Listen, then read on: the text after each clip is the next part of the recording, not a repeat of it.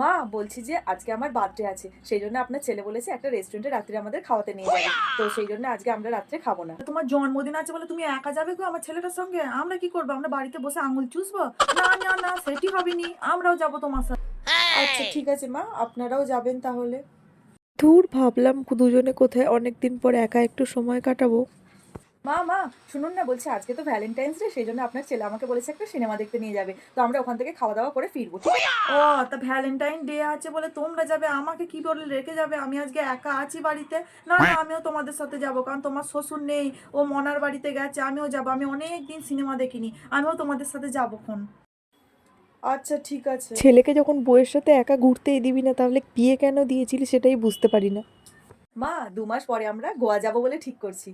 না না না, ওসব গুয়া না মুয়া ওইসবে যেতে হবে না বাপু। চলো পুরী যাই, কাছে পিঠে আছে, জয় বাবা জগন্নাথ। চলো জগন্নাথ দেবকে দর্শন করে আসি, আমরা সবাই মিলে যাব, খুব মজা হবে। চলো। বিয়ের পর থেকে একদিনও কোথাও আমরা একা ঘুরতে যেতে পারিনি। দূর।